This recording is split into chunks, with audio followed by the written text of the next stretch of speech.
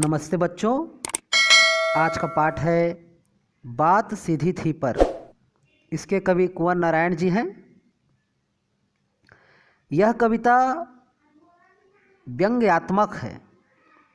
कवि ने अपनी बात को सीधे ना कहकर परोक्ष रूप से किया है। परोक्ष क्या होता है? जब हम कोई बात को सीधे तौर से सरल शब्दों से कहते हैं तो वह प्रत्यक्ष कहलाता है, और जब उसी बात को हम घुमा फिरा कर बोलते हैं तो वह परोक्ष कहलाता है। तो कवि का कहना है कि बात को घुमा फिरा कर नहीं करना चाहिए, क्योंकि घुमा फिरा कर बात करने से इसमें कठिनता आ जाती है। कभी कभी हम भाषा के मोह में पड़कर सीधी बात को और कठिन बना लेते हैं। चमत्कारपूर्ण शब्दों के माध्यम से कथ्य को प्रस्तुत करने के कारण मनुष्य अपनी भाषा को टेढ़ी बना देता है, कठिन बना देता है। इसलिए शब्दों के चक्कर में पड़ने से अर्थ ही नष्ट हो जाते हैं। इसलिए अपनी बात को ऐसे सहज सरल व्यवहारिक ढंग से करना चाहिए ताकि लोग जो जन सामान्य है उसे सरलतापूर्वक समझ सके। बात सीधी थी पर एक बार भाषा के चक्कर में जरा टेढ़ी फंस गई। उसे पाने की कोशिश में भाषा को उल्टा पलटा, तोड़ा मरोड़ा, घुमाया फिराया कि बात या तो बने या फिर भाषा से बाहर आए। लेकिन इससे भाषा के साथ साथ बात और भी पेचीदा होती चली गई।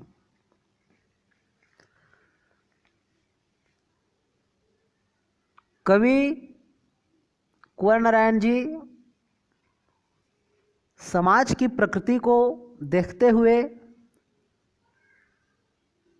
उसे प्रभावी भाषा के रूप में प्रस्तुत करना चाहा अपनी रचना में, अपने भाव अभिव्यक्ति को। तो वो भाषा के चक्कर में जो उनका भाव था वो बिगड़ गया। कहने का आशय यह है कि कवि अपने मन के सहज सरल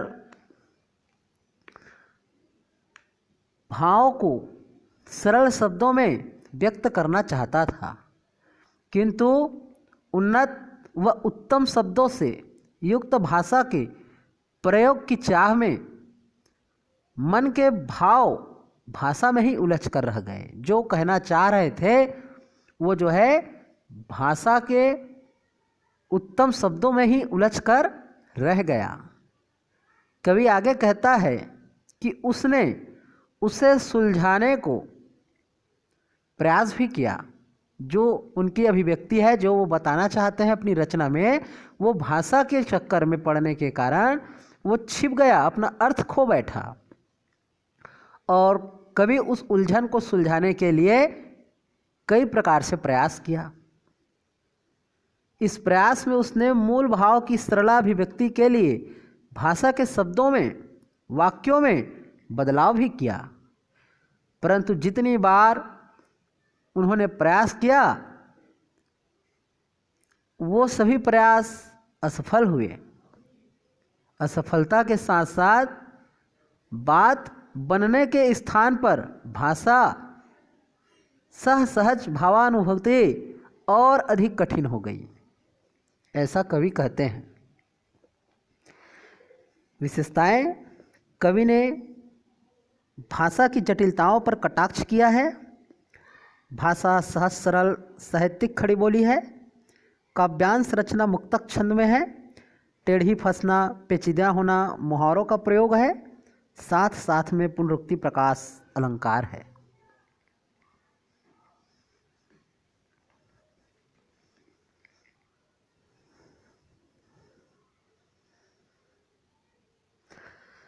सारी मुश्किल को धैर्य से समझे बिना मैं पेच को खोलने के बजाय उसे बेतरह कसता चला जा रहा था, क्योंकि इस करतब पर मुझे साफ सुनाई दे रही थी तमाश बिनों की शाबाशी और वाह वाह। आखिरकार वही हुआ जिसका मुझे डर था। जोर जबरदस्ती से बात की चूड़ी मर गई और वह भाषा में बेकार घूमने लगी। धैर्य, धीरज, बेतरह, बुरी तरह, करतब माने चमत्कार, तमाशबीन माने तमाशा देखने वाले, शाबाशी प्रशंसा, पैच माने कठिनाई, साफ स्पष्ट। चूड़ी मरना, चूड़ी नष्ट होना। आइए अर्थ समझते हैं।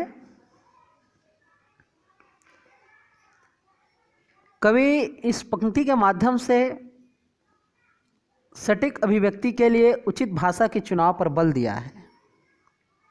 कवि कहना चाहता है कि अनावश्यक कठिन भाषा और अलंकारों के ज़्यादा प्रयोग से जो कविता है, जो उसके मूल भाव हैं, वो अपना अर्थ खो बैठते हैं।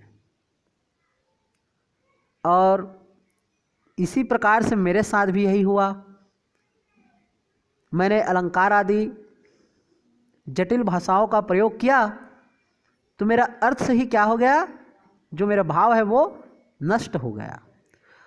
और उस उलझन को सुलझाने के लिए उसे धैर्य से काम लेने की आवश्यकता थी, क्योंकि उसने शब्द जाल में फंसी कविता के मूल भाव को उभारना था।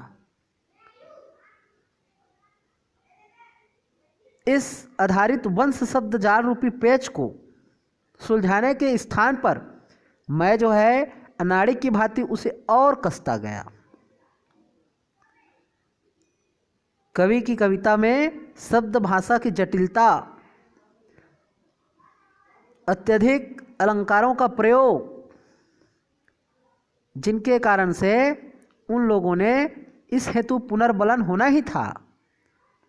किन लोगों में? जो कविता का अर्थ नहीं समझते, जो कविता का अर्थ नहीं समझ पाते, ऐसे लोगों ने मेरी कविता की काफ़ी प्रशंसा की। उन्होंने केवल मेरे कविता के बाह्य सौंदर्य की ओर देखा और सभी वाह वाह की शाबाशी दे रहे थे। लेकिन मुझे इस बात का डर था कि कविता का भाव, सौंदर्य और कठिन हो गया। मुझे इस बात का डर था कि मैं जो अपनी कविता में बात कहना चाहता हूँ वो बात लोग समझें। लेकिन यह तो बात उन शब्दों, उन ऊंचे ऊंचे वाक्यों के कारण जो अर्थ है वो छुप गई। इस तरह से मैंने उसे कई प्रकार से सुलझाने का प्रयास किया और जिस तरह से सीमा से अधिक पेच को कसने से उसकी चूड़ियाँ नष्ट हो जाती है। पेच क्या होता है? जो पेन होता है, हम लोग रिफिल बदलने के लिए उसे क्या करते हैं, पेन से अलग करते हैं, तो उसमें चूड़ी कसा रहता है। अलग करने के बाद हम फिर से चूड़ी कसते हैं। उसी प्रकार कवि भी अपनी कविता के भाव को प्रकट करने के लिए जो गलतियां कर चुका था, है ना, अपनी कविता को प्रभावशाली बनाने के लिए मुहावरों का प्रयोग, अलंकारों का प्रयोग, भाषाओं का प्रयोग इतना अधिक कर चुका था कि उसका अर्थ खो गया था और वो उसके अर्थ को स्पष्ट करने के लिए कई प्रकार से प्रयास करने लगा। जितना प्रयास किया उतना ही अधिक उसकी जो कविता है वो बिगड़ने लगी। तो जैसे किसी पेच की चूड़ी को हम जितना जोर से कसते हैं तो पेच घूमती जरूर है, परंतु उसकी जो चूड़ी है वो क्या हो जाती है, घिस जाती है।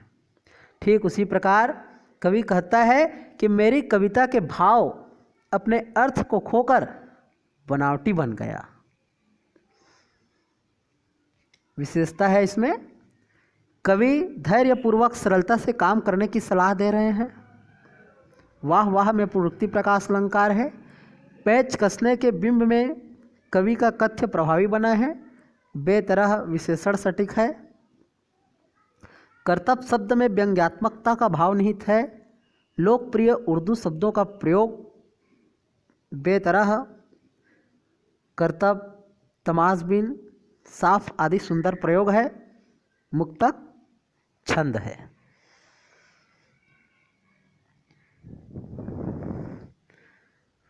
हाँ कर मैंने उसे कील की तरह उसी जगह ठोक दिया। ऊपर से ठीक ठाक पर अंदर से ना तो उसमें कसाव था न ताकत। बात ने जो एक शरारती बच्चे की तरह मुझसे खेल रही थी। मुझे पसीना पोंछते देखकर पूछा, क्या तुमने भाषा को सहूलियत से बरतना कभी सीखा? क्या तुमने भाषा को सहूलियत से बरतना कभी नहीं सीखा? तो कवि ने अपनी कविता के शब्दों को कई प्रकार से ऐसा प्रयास किया सुधारने का जिससे कि कविता का अर्थ प्रकट हो, लेकिन इसके कारण जो कविता के वास्तविक जो भाव थे वो भी नष्ट हो गए। कविता के भाव समाप्त हो गए। कवि ने अंत में हार कर अपनी बात को वहीं पर छोड़ दिया। जिस प्रकार चूड़ी रहित पेच को कील की तरह ठोक कर गाड़ दिया जाता है, जिस प्रकार कील की तरह ठोकी गई चूड़ी रहित पेच की पकड़ में मजबूत नहीं रहती है ना। जिस दीवार में चूड़ी नहीं है, स्क्रू नहीं है और एक कील की तरह ठोक देते हैं तो वो स्क्रू की तरह मजबूत नहीं होता है, उसमें गहराई नहीं होती है। ठीक उसी प्रकार कवि की अभिव्यक्ति में गहराई और ताकत नहीं थी।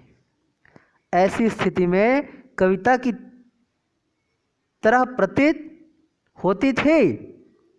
कवि अपनी बातों को स्पष्ट करने में असमर्थ रहा तो शरारती बच्चों की तरह कवि के बातों ने कवि से ही पूछा, क्या आपने भाषा सहजता तथा सरलता से प्रयोग करना कभी नहीं सीखा?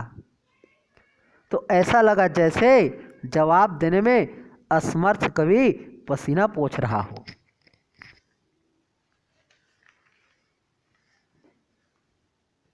तो आइए विशेषता, कवि ने कविता के आडंबरपूर्ण भाषाओं पर व्यंग किया है। बात का यहाँ पर मानवीकरण किया गया है। कील की तरह शरारती बच्चे की तरह में उपमा अलंकार है। जोर जबरदस्ती, पसीना पोंछते में अनुप्रास तथा बात की चूड़ी में अनुप्रास अलंकार। कील की तरह ठोकना भाषा को जबरदस्ती बनाने का परिचायक है। मुक्तक छंद है। काव्यांश में खड़ी बोली का प्रयोग है।